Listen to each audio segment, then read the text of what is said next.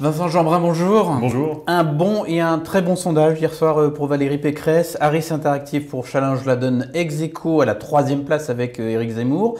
L'IFOP pour LCI Le Figaro à égalité avec Marine Le Pen à la 2e place.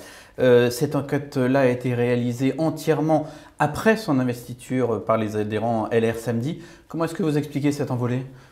On explique ça par la dynamique autour d'une candidate qui est enfin choisie, désignée, et puis la première femme dans l'histoire des campagnes politiques de la droite et du centre, et puis surtout une très belle image du rassemblement. Je crois que c'est un sondage qui montre l'envie d'avoir une championne comme Valérie Pécresse, mais surtout l'envie d'avoir une équipe de France autour d'elle. Et les images auxquelles on a pu assister depuis samedi montrent bien que cette équipe de France, elle se constitue avec une coach, une capitaine d'équipe qui est Valérie Pécresse, et qui donne envie. Vous y avez fait allusion samedi après-midi, après sa victoire. La première phrase de son discours a été pour dire sa fierté que la droite ait désigné une femme pour la représenter dans la course à l'Élysée. Est-ce que ça doit être l'un de ses arguments de campagne ? Mais ça peut être un argument, c'est évidemment pas le seul, c'est pas le sujet. Valérie Pécresse, elle gagne parce qu'elle est compétente, parce qu'elle dirige la première région d'Europe et qu'elle y a un bilan formidable. Mais on a le droit, 2 secondes, de se dire ouais, c'est une première dans l'histoire et de savourer ce moment, surtout quand elle a le parcours personnel qui est le sien, et c'était normal et naturel pour elle de pouvoir penser à sa grand-mère, à sa mère, aux femmes de sa famille, en se disant, voilà, la famille de la droite, les héritiers du gaullisme, une fois de plus, font le choix des femmes. Je vous rappelle quand même que c'est la droite, c'est du temps de Gaulle qu'on donne le droit de vote aux femmes, donc les grandes avancées, elles sont aussi portées par la droite. Et je pense que c'est intéressant de le rappeler. Mais c'est un argument que pourraient utiliser d'autres candidates. Oui, mais justement, moi je me réjouis qu'il y ait plein de femmes. Vous savez, il y a eu un échange assez original puisque Madame Rousseau a félicité sur Twitter Valérie Pécresse en disant on est totalement aux antipodes au niveau des idées, mais par contre, je me félicite que vous soyez investis, que vous ayez brisé le plafond de verre, donc il faut qu'on s'en réjouisse. Mais vous avez aussi raison de le dire, c'est absolument pas suffisant comme argument.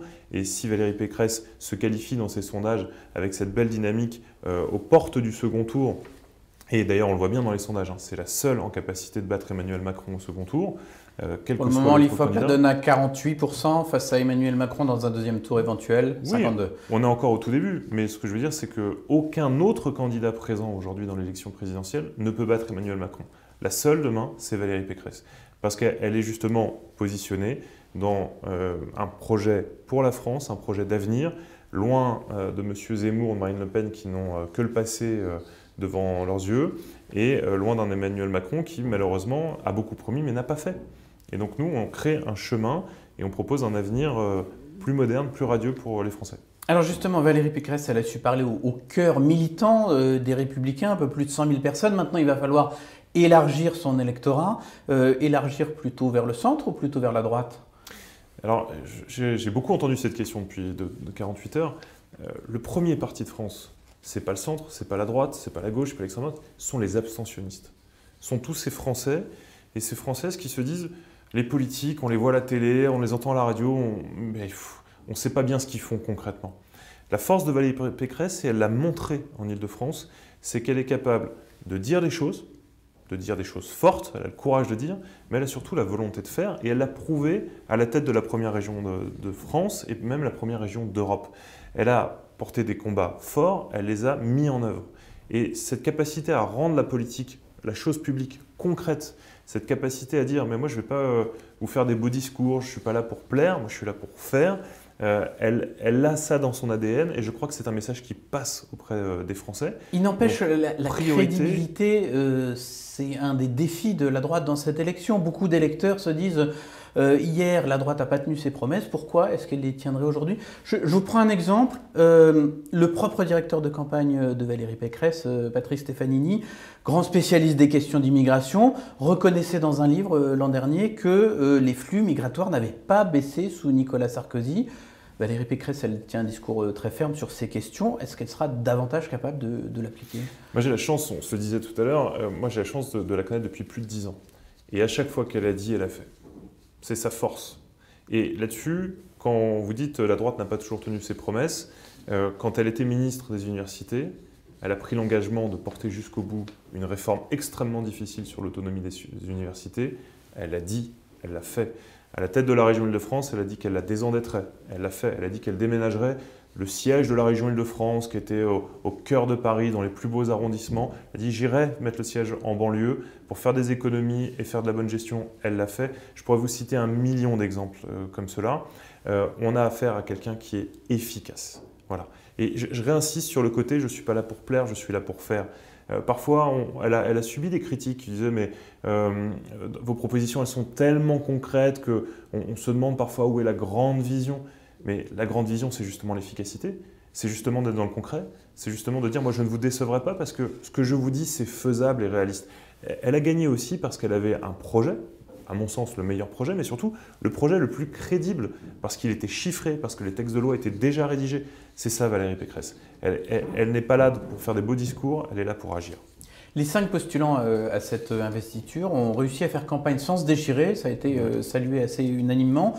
Tous ses rivaux ont affiché leur soutien à Valérie Pécresse juste après sa victoire. Et puis le lendemain, Éric Ciotti a expliqué que Valérie Pécresse n'envoyait pas le bon message en ne retenant pas toutes ses propositions. Alors depuis, il y a eu l'affichage de leur complicité. Mais tout de même, est-ce que Éric Ciotti pourrait d'une façon être à Valérie Pécresse que Sandrine Rousseau est à Yannick Jadot, c'est-à-dire un soutien incontournable mais qui jette régulièrement un doute sur la ligne suivie ? Moi, je ne le crois pas. Éric Ciotti a été très clair à l'occasion de son discours samedi dernier. Il l'a redit à Valérie Pécresse hier. Il est d'abord et avant tout un militant de la famille gaulliste. Il est très attaché à sa famille et il en est un vrai défenseur. Donc, je ne le crois pas en volonté. Il ne peut pas être une gêne à un moment ou à un autre par ses propos ? Je ne crois absolument pas qu'il serait une gêne. Qu'il puisse être un aiguillon, c'est autre chose. Faire en sorte de garder avec nous la dynamique d'une frange des militants LR qui, effectivement, est une frange exigeante sur les valeurs de droite et notamment sur le régalien. J'en suis convaincu. Mais là où je suis totalement rassuré, c'est que je sais que c'est totalement la volonté et les valeurs de Valérie Pécresse d'être extrêmement ferme sur les enjeux régaliens, sur la protection des Français. Et quand elle comparait Éric Ciotti dans sa capacité à porter ce qu'apportait à une époque Charles Pasqua, je crois qu'elle ne se trompe pas Valérie Pécresse. Elle lui fera toute sa place, et notamment sur les enjeux sur lesquels il est fort. Maintenant, on a une belle équipe de France, Éric Ciotti sur le régalien et sur la sécurité, on a Philippe Juvin sur les enjeux de santé qui est un expert extraordinaire, Xavier Bertrand sur les enjeux sociaux, Michel Barnier sur l'Europe, sur les affaires internationales. On a cette équipe de France qui se constitue, qui va s'élargir d'ailleurs, c'est l'objectif des prochaines semaines. Moi, ma conviction, c'est qu'on doit avancer avec la droite bien constituée, puis petit à petit, effectivement, aller parler à la France, à nos amis centristes, aux abstentionnistes et finalement à tous les déçus du macronisme, mais comme tous ceux qui voient bien que le phénomène Zemmour, la bulle médiatique Zemmour, elle est en train d'atterrir et quand on rentre dans le concret, eh bien on assiste à des scènes de guérilla et c'est ça aussi qui, à mon avis, ramènera un certain nombre d'électeurs vers la candidature de Valérie Pécresse. Il y a 3 semaines, ici même, Éric Ciotti nous disait « Contrairement à Marine Le Pen, Éric Zemmour s'inscrit dans le cadre de la République ». Est-ce que vous êtes d'accord avec ça ? Je pense qu'il a essayé de donner cette image-là, Éric Zemmour, mais que là, plus les semaines passent et plus on voit un personnage qui montre sa vraie nature, un homme qui veut gouverner seul. Quand Gilles Boulot, sur le plateau de TF1, lui dit « Mais au fait, gouvernement, Premier ministre », on voit Éric Zemmour faire des grands yeux étonnés, comme s'il ignorait qu'il allait devoir travailler en équipe. On a eu cette affaire du doigt d'honneur, pardon, mais ça abîme considérablement l'image d'un candidat qui se prétend être capable d'endosser les habits d'un président de la République. Mais donc pour vous, il se situe encore dans le cadre de la République ou pas ? Dans le cadre de la République, oui, parce qu'il est légitime à être candidat et à défendre ses idées. Mais être dans la République, c'est le cas également de Mme Le Pen. Moi, je ne leur renie pas la possibilité d'être candidat, d'exprimer un message politique. Mais la vérité, c'est que ce message politique, je crois que les Français n'en veulent pas, parce que c'est le message de la division. On a quand même un candidat qui nous dit « Moi, je vais être le candidat pour empêcher la guerre civile » et qui la fait naître au cœur de ses meetings. Donc, je crois que les masques tombent et que les Français, y compris d'ailleurs des sympathisants LR qui pouvaient être intéressés par le discours de M. Zemmour, se rendent bien compte du personnage que c'est. C'est un populiste et je pense personnellement que la dynamique qui est en train de se tourner autour de lui est dangereuse. Pour finir sur ce point, dimanche, Guillaume Pelletier, ancien numéro 2 des Républicains, écrivait en commentant le meeting de Villepinte « Comment rester insensible au discours pour la France d'Éric Zemmour ?» Ce matin, dans l'opinion, Aurélien Pradé, qui est le secrétaire général du parti, dit « Guillaume Pelletier est devenu un saboteur ». Est-ce que vous demandez qu'il soit sanctionné par les instances de LR ? Je lui demande d'être cohérent, Guillaume. J'ai envie de lui dire, Guillaume, si tu es ému par le discours d'Éric Zemmour, va jusqu'au bout de ta démarche. et va le rejoindre. Il a plus sa place chez les Républicains? C'est à lui de répondre à cette question, mais objectivement, moi je pense qu'on ne peut pas être aux Républicains, soutien de Valérie Pécresse et tomber sous le charme de M. Zemmour. Là, pour le coup, ça ne fonctionne pas. Donc quand on est le cadre d'un parti comme est M. Guillaume Pelletier, eh bien, il doit faire un choix, il doit dire clairement quelle est sa position. Soit il est avec la famille des Républicains, soit il est avec M. Zemmour, mais ce choix doit être fait, il doit être fait rapidement. Un dernier mot, Valérie Pécresse devait tenir un meeting dimanche prochain. Il sera virtuel à cause de la 5e vague de Covid. Est-ce qu'on peut imaginer, est-ce qu'il faut redouter une campagne présidentielle sans grand rassemblement? Est-ce que vous vous y préparez? On se prépare à toutes les options, on attend de savoir ce que le Conseil de défense et les conseils de défense successifs vont dire, mais nous on est quand même raisonnable. Et là aussi, quand je vois les meetings gigantesques que propose un candidat comme M. Zemmour sans contrôle du pass sanitaire, c'est irresponsable. C'est grave quand on imagine. C'est constitutionnel? Oui, mais encore une fois, il y a la loi et il y a l'esprit de la loi. À un moment donné, si on se dit vouloir demain être président de tous les Français et de les protéger, on commence par les protéger dans ces meetings. Donc évidemment, nous on espère pouvoir faire des meetings parce que c'est aussi comme ça qu'on vibre dans une campagne politique, c'est comme ça qu'on se retrouve, c'est comme ça qu'on se rassemble. Ce serait un exercice démocratique incomplet sans ça? Ce serait clairement un exercice démocratique incomplet, mais on ferait contre mauvaise fortune bon cœur. C'est ce qui s'est passé pour les élections régionales, pour les élections départementales. Ça ne nous a pas empêché de nous retrouver sous des formes nouvelles, vous l'avez dit, en format digital. Et puis on va avancer comme ça, mais je crois que de toute façon les Français ont envie politique.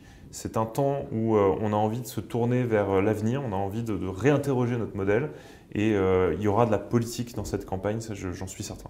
Merci beaucoup Vincent Jeanbrun. Merci à vous.